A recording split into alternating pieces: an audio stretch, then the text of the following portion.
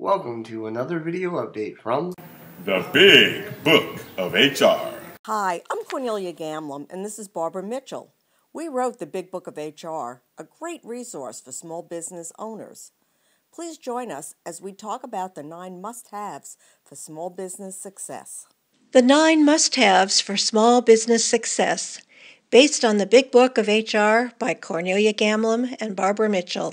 Jim Collins, in his great book called Good to Great, said, "Those who build great companies understand the ultimate throttle on growth for any great company is not the markets or technology or competition or products. It is the one thing above all others, the ability to get and keep enough of the right people." We believe that small businesses of any size for that matter, need really good people, and they need to manage them really, really well.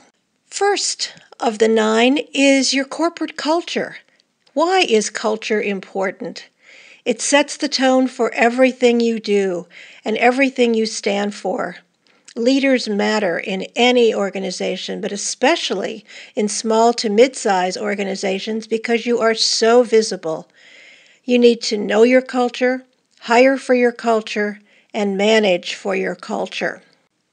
I do believe that there is nothing more important than having the right people in the organization.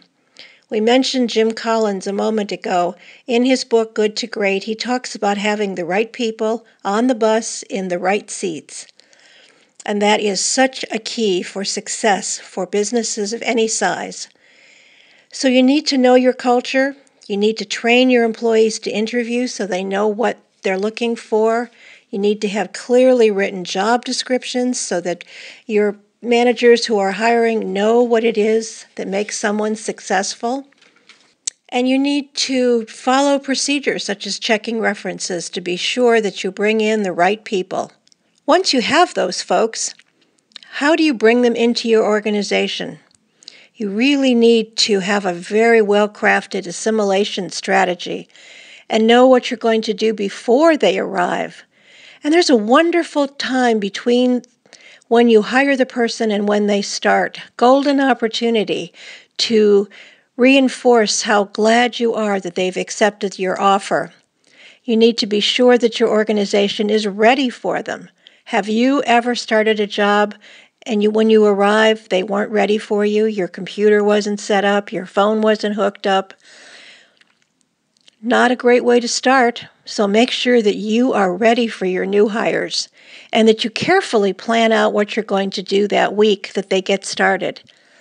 There's nothing more difficult for a new hire than to be handed a stack of materials, put in the conference room and said, "Here, read this, we'll talk to you later."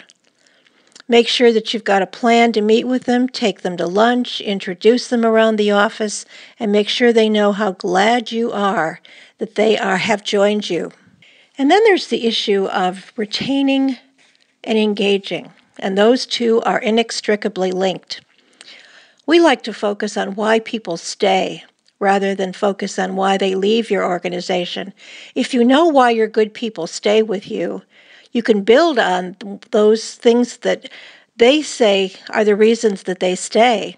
You can build on those reasons and encourage more people to get excited about your organization. And how do you find out why people stay with you? Well, it's pretty simple. You ask them. Maybe you do interviews, maybe you do focus groups, but you find out what it is about your organization that makes people want to work for you, that gets them to come to work every day. Because what you really want are engaged employees who want to make a contribution to your organization each and every day. You also want to make sure that you're active in your community because we're finding in lots of ways that employees today want to be proud of where they work. They want to make sure that their friends and neighbors know that they work for an organization that gives back. So make sure that you also have good rewards and recognition programs. And you know what the most incredibly effective recognition strategy is? Saying thank you. Employees really want to know that you appreciate them. It costs nothing. and can have a huge payoff in your organization. Total rewards is more than just the wages you pay your employees. It includes indirect compensation, such as benefits, recognition programs, and workplace flexibility, all topics that we discuss in the Big Book of HR. Your compensation strategy needs to attract and retain the best talent to meet your mission and to get the work done. Ask yourself, is your strategy for recruiting and engaging talent linked to your total rewards? Do your pay practices and other indirect compensation programs link to the organization's goals and objectives? It's important that your compensation strategy and total rewards programs are compatible with your culture, appropriate for the workforce, and fair and equitable internally. Equally important is your compensation strategy externally competitive. One way to find out is to participate in local salary surveys to determine if your pay practices are competitive and right for your industry, your size, and your community. Evaluate your benefits programs to ensure that they meet your employees' needs and the organization's objectives. Most importantly, communicate with your employees about your total rewards. Make sure that they understand that the benefits and other indirect programs that you have are part of their overall compensation package. Take the time to educate your employees about their benefits. They will be very grateful to you. Employee development is a very important part of employee retention and motivation. It allows your employees to be effective in their current jobs and prepare them for new challenges and opportunities in the future. As your organization changes and grows, you will be assessing current and future workforce needs. Developing employees helps you to prepare for future needs. It provides a workforce that is capable of walking the organization into the future. But employee development is more than just training, although training is certainly a very important part. Coaching, mentoring, and performance management are other key components. And performance management is more than just the annual performance review.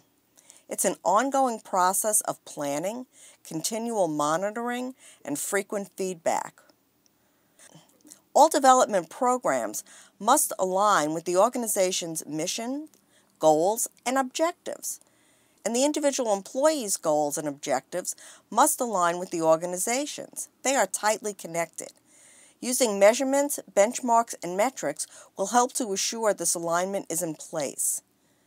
Giving employees the opportunity to grow and to succeed is a good value proposition and will help you to grow a successful organization. Critical conversations occur constantly in the workplace. As a business leader, you should become comfortable having effective conversations for both positive and negative issues. For example, your employees are doing a great job. Have you sat down with each of them and told them so and explained why they are doing great? Some things to keep in mind, especially for those conversations where the theme is change. Emphasize that it's important to identify the root cause of the issue and focus on problem solving, not assigning blame. Explain the behavior you are addressing, its effect on others, and what changes need to take place. Describe the consequences if change does not occur. Give the employee an opportunity to explain or respond. Remember, it's a conversation, a dialogue, not a monologue. Use good listening skills. Finally, document the discussion and follow up with an email to summarize what you talked about and explain agreed upon next steps. An effective conversation will provide you the opportunity to give good information and to get good information. Getting the right information is key to addressing your people issues, the negative ones and the positive ones. Employee development and growth, total rewards, feedback and problem solving. These are all characteristics of a positive culture for an organization. So are having policies and practices that reflect the organization's values. We are firm believers that policies provide management guidance, not management mandates. They create the setting for fair and respectful treatment. They communicate expectations. Most importantly, they assure consistency in making decisions while recognizing that each situation is unique and requires judgment and flexibility. Policies and practices must be unique to your organization.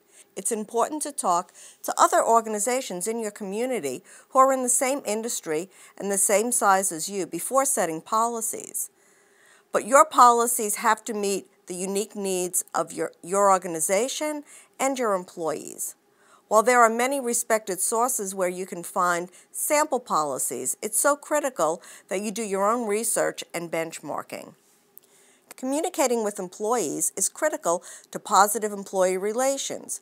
Communication methods are changing rapidly with social media, so it's important you deliver messages to employees in the way they like to receive information. Here's a hint: the paper memo is a relic of the past. Be creative, be open, and communicate often. You'll foster a great deal of trust and gain respect.